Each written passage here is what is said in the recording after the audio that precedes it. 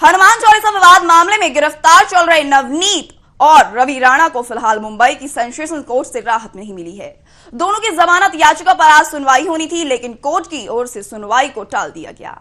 अब इस मामले में 29 अप्रैल को सुनवाई होगी। दरअसल राणा दंपत्ति को हनुमान चालीसा का पाठ करने को लेकर उठे विवाद के बाद शनिवार को गिरफ्तार किया गया था। राणा दंपत्ति पर आईपीसी की धारा 15A और 353 के साथ साथ बॉम्बे पुलिस एक्ट की धारा 135 के तहत एफआईआर दर्ज है। सबसे बड़ी धारा 124A यानी राजद्रोह की धारा भी उन पर लगाई गई है।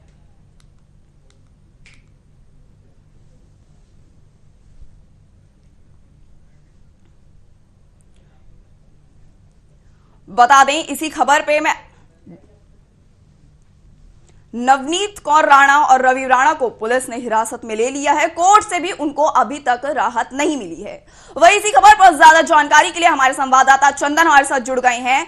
चंदन, क्या कहा जाए इस मसले पर? पूरा घटनाक्रम हुआ, नवनीत राणा ने ओम बिरला को चिट्ठी लिखी और ये पूरे घटनाक्रम हनुमान चालीसा से विवाद हुआ और इसको लेकर नई नई प्रकार के घटनाक्रम भी सामने आ रहे हैं। उद्धव ठाकरे ने इसमें कहा कि जिसको भी हनुमान चालीसा पढ़ना है वो आके घर में पढ़े, ना कि बाहर पढ़े। फिर क्या कहते उद्धव ठाकरे के ही पार्टी के नेता, उन्होंने जिस तरह से उद्धव ठाकरे के पार्टी के नेता जिस तरह से नवनीत राणा को उन्होंने भद्दी भद्दी गालियां दी, ये भी देखने वाली बात है। उसके बाद जिस तरह से नवनीत राणा ने ओम बिरला को चिट्ठी लिखी और उन्होंने कहा कि मेरे साथ अमानवीय व्यवहार किया गया, मैं छोटी जाति से आती हूं, इस वजह से मुझे पानी भी नहीं पीने दिया गया।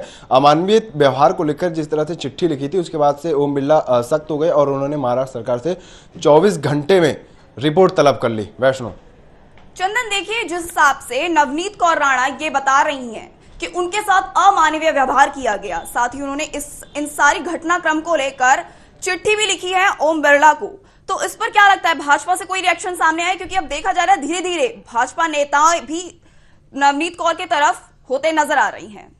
देखिए वैष्णो, जब नवनीत राणा वाला पूरा हुआ घटनाक्रम, उसके बाद से बीजेपी जो है वो पूरे अपने लाव लश्कर के साथ नवनीत राणा के पक्ष में उतर गई हो। चाहे वो किरीट सोमैया हो, किरीट सोमैया जब वो गिरफ्तार हुई थी नवनीत राणा, तो किरीट सोमैया खार पुलिस स्टेशन मिलने भी गए थे उनसे, और जब उनके ऊपर हमला भी हुआ तो नवनीत राणा की तरफ से भी बयान आया था। उसके बाद से जिस तरह से बीजेपी के पूर्व मुख्यमंत्री फडणवीस भी नवनीत राणा के पक्ष में उतर आए और उन्होंने उद्धव सरकार पर हमला बोला। उन्होंने कहा कि पुलिस का अमानवीय चेहरा है, पुलिस अपने सबसे बुरे दौर से गुजर रही है। तो इस प्रकार से आप देख सकते हैं कि जिस तरह से बीजेपी के नेता हैं वो पूरी तरह से नवनीत राणा के पक्ष में है, और नवनीत राणा एक निर्दलीय सांसद हैं, तो ये भी बीजेपी देख रही है कि ये आम पक गया है, अब इसे अपने टोकरे में कैसे शामिल किया जाए, क्योंकि बीजेपी की राजनीति है कि किसी भी निर्दलीय को अकेला मत छोड़ो, अपनी पार्टी में शामिल करा लो। वैष्णो चंदन, देखिए, जैसा कि आपने कहा कि बीजेपी अपने टोकरे में शामिल करने की कोशिश कर रही है, देखिए ये बात एक तरफ है,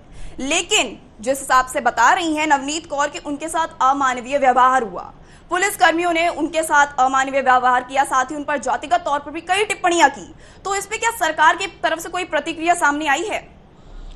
देखिए, अभी जब ओम बिरला ने रिपोर्ट तलब की है तभी जाके आगे स्थितियां साफ हो जाएंगी कि रिपोर्ट में महाराष्ट्र सरकार क्या कहती है, ओम बिरला को क्या उसमें निष्कर्ष देती है कि उनके साथ अमानवीय व्यवहार किया गया या नहीं किया गया। लेकिन जब ये रिपोर्ट आएगी तभी देखने वाली बात है। लेकिन जिस तरह से सारा घटनाक्रम चल रहा है और नवनीत राणा ने संगीन आरोप लगाए हैं पुलिस के ऊपर, पुलिस के कार्य के लेकर भी सवालिया निशान खड़े हो रहे हैं कि अगर एक सार्वजनिक जीवन में सांसद के साथ अगर ऐसे व्यवहार किया जाता है तो काफी दुर्भाग्यपूर्ण है। और इसको लेकर भी लोकसभा सचिवालय जो था वो सख्त हो गया था नवनीत राणा की चिट्ठी आने के बाद। उन्होंने तुरंत ही ओम बिरला ने राज्य सरकार को एक चिट्ठी लिखी और 24 घंटे के अंदर रिपोर्ट दाखिल करने की गुजारिश की थी। वैष्णो, देखिए चंदन, राजनीति एक तरफ है, लेकिन किसी भी इंसान के साथ, किसी भी शख्स के साथ इस तरह का व्यवहार होना देखिए बेहद ही बुरा माना जाता है। कहा यह जाता है कि नवनीत राणा निर्दलीय सांसद है, वो एक महिला नेता है। जब महिला नेता होने के बावजूद उनके साथ इस तरह के व्यवहार किए जा रहे, तो आम जनता के साथ जो पुलिस व्यवहार करती हुई उस पर क्या कहेंगे, उस पर क्या स्थिति बन सकती है? क्योंकि देखिए एक बेहद चिंता का विषय है कि जब एक महिला नेता के साथ इस तरह की बात की जा रही है, इस तरह के व्यवहार किया जा रहा है, तो एक आम नागरिक से भाई क्या अपेक्षा की जाएगी? देखिए वैष्णो, पुलिसिया सिस्टम जो है वो हमेशा से ही अच्छा नहीं रहा। उसके अपने अपने दौर रहे हैं और अपने अपने कालखंड रहे हैं। वो पुलिसिया दौर हमेशा से ही अपने अपने विवादों में रहा है। चाहे वो आप यूपी पुलिस की बात कर लीजिए, यूपी पुलिस में भी ठाए ठाए वाला मामला सबके जहन में है। और अब ये खार पुलिस स्टेशन का जो नवनीत राणा आरोप लगा रही है, एक अगर सांसद इनके ऊपर आरोप, पुलिस के ऊपर आरोप लगाता है तो वो देखने वाली बात है क्योंकि वो बहुत संगीन आरोप लग जाता है कि आप, जब हम 21वीं सदी में जी रहे हैं और आप जाति प्रथा को खत्म करने की बात करते हैं, जब पूरे एक स्वर से पूरा विपक्ष और पक्ष दोनों कहता है कि जाति प्रथा को खत्म करना है, तब ऐसी अगर घटनाक्रम पुलिस के जरिए सामने आता है तो ये सोचने वाली बात है। और नवनीत राणा कोई छोटी मोटी व्यक्तित्व की नहीं है, वो एक सांसद है, निर्दलीय सांसद है। वो लाखों लोगों का प्रतिनिधित्व करती है। लोकसभा में उनका अपना एक कौरा है, महिला है। उनके साथ अगर ऐसी कोई घटनाक्रम सामने आता है या ऐसी कोई मामला सामने आता है तो ये निहायत ही दुर्भाग्यपूर्ण बात है। और सरकार को इसको लेकर कार्रवाई भी करनी चाहिए थी अगर पुलिस के ऊपर ऐसे आरोप लगे। लेकिन पुलिस उद्धव की है और उद्धव इस मामले में अभी भी कहीं ना कहीं कोताही बरत रहे हैं। यही मेरा सवाल है कि क्या सरकार का ये दायित्व नहीं बनता, जैसा कि आपने देखिए अपनी बातों में कहा कि यूपी पुलिस हो फिर चाहे महाराष्ट्र पुलिस हो, इस तरह की चीजें देखने को मिलती है, इस तरह के व्यवहार की बातें सामने आ रही है। और अब सबसे बड़ी बात यहां पर यह है कि एक महिला सांसद के साथ इस तरह का व्यवहार हुआ है। आम जनता के साथ तो फिर किस तरह का व्यवहार होगा, इसकी तो शायद कोई कल्पना भी नहीं कर सकता। तो इस पर सरकार का क्या दायित्व नहीं बनता कि सरकार इस पर एक्शन ले? क्योंकि जहां तमाम मुद्दे उठाए जा रहे हैं, इस मुद्दे को क्यों नहीं उठाया जा रहा कि इस पर सरकार का क्या दायित्व नहीं बनता कि वो महाराष्ट्र पुलिस से सवाल पूछे कि आखिर इस तरह का अमानवीय व्यवहार क्यों किया जा रहा है? देखिए, होना तो ये चाहिए था वैष्णो कि जब ये सब मामला पूरा सामने आया तो उद्धव सरकार को एक कमेटी का गठन करना चाहिए था और जो पुलिस अधिकारी इसके घेरे में थे उनकी जांच करानी चाहिए थी। लेकिन ऐसा उद्धव ठाकरे ने नहीं किया। लेकिन थक हार कर लोकसभा सचिवालय से जब चिट्ठी गई, ओम बिरला ने जब चिट्ठी लिखी, तब ये सारा मामला उजागर हुआ। और उजागर होने के बाद से जिस तरह से घटनाक्रम अभी भी देखिए, एक कमेटी का गठन नहीं कर पाए उद्धव ठाकरे, और उद्धव ठाकरे ये बचाव करने में कोशिश कर रहे हैं। और गृह मंत्री का बयान आया है कि महाराष्ट्र पुलिस जो है वो शानदार काम करती है, लगातार काम करती रही है और आगे भी काम करेगी। तो ये आप समझ लीजिए कि जब गृह मंत्री का ऐसा बयान है तो ये साफ हो जाता है कि पुलिस के ऊपर सरकार का कोई हंटर नहीं चलने वाला। पुलिस सरकार के संरक्षण में है और पुलिस इसमें बच जाएगी। जो अधिकारी होंगे, आला अधिकारी, क्योंकि सांसद के साथ दुर्व्यवहार की घटना जो है वो बेहद ही निंदनीय है। लेकिन ये सब घटनाक्रम है, राजनीतिक चीजें हैं। वो जब रिपोर्ट दाखिल की जाएगी ओम बिरला के सामने, तभी जाकर परिस्थितियां साफ हो जाएंगी। चंदन, जैसा कि देखिए आपने बताया कि सरकार से संरक्षण प्राप्त हो रहा है पुलिस को। कहा यह जा रहा था कि जब नवनीत कौर ने हनुमान चालीसा का पाठ करने की बात कही थी तो कहीं ना कहीं उन पर भी निशाना साधा जा रहा था और यह कहा जा रहा था कि ये सब उनका ढोंग है। लेकिन अब कहीं ना कहीं महाराष्ट्र सरकार भी सजा देने में, पुलिस की जाहिर सी बात है, देखिए कि पुलिस की गलती है क्योंकि पुलिस इस तरह का अमानवीय व्यवहार नहीं कर सकती। ठीक है, उनको हिरासत में लिया गया, लेकिन इस तरह का अमानवीय व्यवहार करने का कोई किसी को हक इस तरह से प्राप्त नहीं है।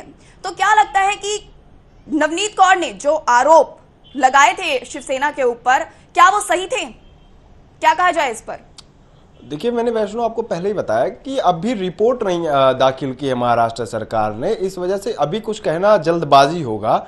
लेकिन जिस तरह से परिस्थितियां बन रही हैं उसमें कहीं ना कहीं जो महाराष्ट्र पुलिस है वो बैक फुट पर है और उसको लेकर जो धारणा थी वो उसकी छवि खराब हो रही है। लेकिन जब रिपोर्ट दाखिल कर दी जाएगी लोकसभा में और ओम बिरला इसको लेकर जब समीक्षा करेंगे, तभी जाकर परिस्थितियां साफ हो जाएंगी। किसी के ऊपर आरोप लगा देना और आरोप सिद्ध करना, दोनों में बहुत अंतर होता है वैष्णो। देखिए, आरोप लगाना और आरोप सिद्ध कर देना, देखिए आप बिल्कुल सही कह रहे हैं, इन दोनों चीजों में बहुत बड़ा अंतर है, बहुत ज्यादा अंतर है। लेकिन किसी के साथ अमानवीय व्यवहार भी तो गलत है ना। तो इस तरह का जो अमानवीय व्यवहार हो रहा है ये किस हद तक सही है? और इस पर महाराष्ट्र पुलिस क्यों, मतलब महाराष्ट्र सरकार जो है उन पुलिस प्रशासन पर क्यों कड़ी कार्रवाई नहीं कर रही है? इस पर चुप्पी साधना भी तो सही नहीं है ना। देखिए, मैंने अभी आपको बताया वैष्णो कि जब गृह मंत्री ने कह दिया कि मुंबई पुलिस जो है, महाराष्ट्र पुलिस जो है वो शानदार काम करती आई है और आगे भी काम करेगी, तो जाके परिस्थितियां साफ हो जाती हैं कि महाराष्ट्र सरकार अपने अधिकारियों पर अपने लेवल पर कोई कार्रवाई करने वाली नहीं है। वो उसको बजाय कार्रवाई करने के बजाय प्रोत्साहन दे रही है कि हमारी जो पुलिसिया सिस्टम है वो बहुत ही अच्छी है और आगे भी ऐसे ही काम करते रहेगी। तो इसको लेकर आप ये उम्मीद छोड़ दीजिए कि महाराष्ट्र सरकार पुलिस के ऊपर कोई कार्रवाई करेगी या पुलिस के आला अधिकारियों के ऊपर कोई कार्रवाई करेगी। लेकिन जब लोकसभा या कोर्ट का डंडा चलेगा तब जाके कार्रवाई करे, तो ये देखने वाली बात होगी वैष्णो। ठीक है चंदन, तमाम जानकारियों के लिए शुक्रिया।